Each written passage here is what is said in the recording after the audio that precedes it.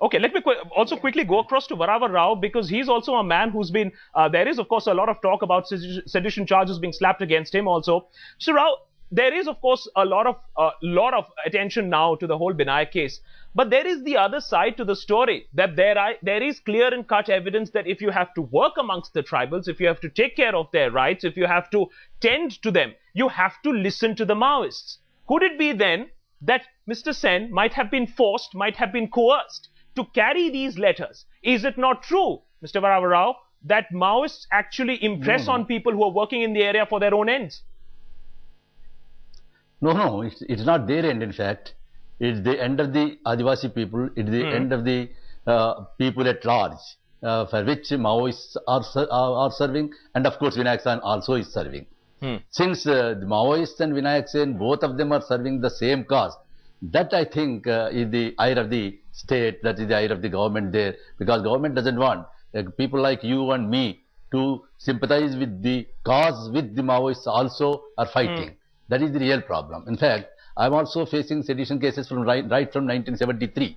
But of course, because of the democratic movement in Andhra Pradesh, in all the conspiracy cases, sedition cases, all till now, from 1973 to 2003, for 30 years, I have been acquitted in all sedition cases. But this first time, of course, after Gandhi, Tilak, and of course, there was a journalist in Andhra Pradesh by name Harisarvottam Rao, who faced the sedition case and was in jail for 6 months. But it's not only against Binayak Sen, but a sedition case against Narayan Sanyal, and also Piyush Ghosh also doesn't carry, because earlier when Narayan Sanyal was arrested, in fact, they did not think of it. And that's why this judgment is, in fact, prejudicial than judicious. Okay, so absolutely prejudicial. We'll of course get to that aspect, but there is of course a bigger question here that we are trying to put out here on Headlines today. Has this whole verdict sullied India's international reputation also? Because it's not every day that Amnesty International comes and talks about human rights in India. We are used to seeing Amnesty International reports over China or over Sudan, but definitely not India.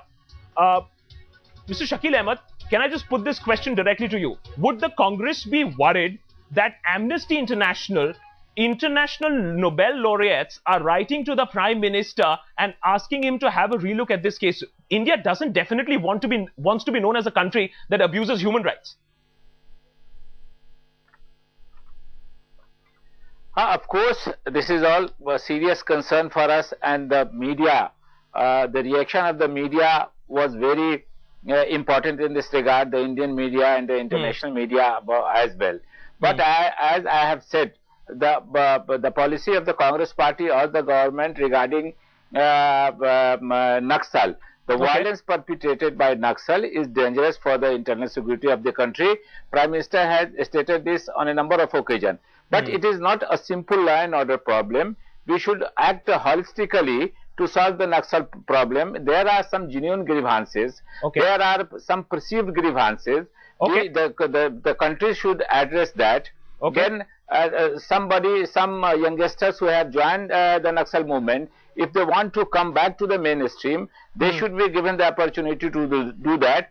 Only certain people who are involved in extortion and who talks only of violence, they should dealt firmly. This is the approach of the government. Of course, this Dr. Binayak Sen case has attracted international attention, and it is a serious concern for the image of the country. I do agree with you. Okay, sorry, Saurabh, just one quick word. Would you say that the judicial system also is being questioned at this point of time internationally also, and there is good reason to hope that justice, the proper justice, will come from the higher courts? Yes, because the judgment is given by the session judge, which you all think is erroneous. Doesn't mean the whole judicial system is wrong. There's a regular course. One can appeal to the High Court. If unfortunately the case is decided against Binayak Sen, can go to the Supreme Court. We did. Go to the Supreme Court and got bail for him. So I don't like this amnesty and other things. Amnesty has spoken about Kashmir and India. Please remember that. We don't want any international organization. We'll follow the remedies which are open to us under our constitution and point out to the higher court the deficiencies in the judgment and the errors and infirmities in the judgment. Okay, Majid. And what can the Prime Minister do? Has he any power to review?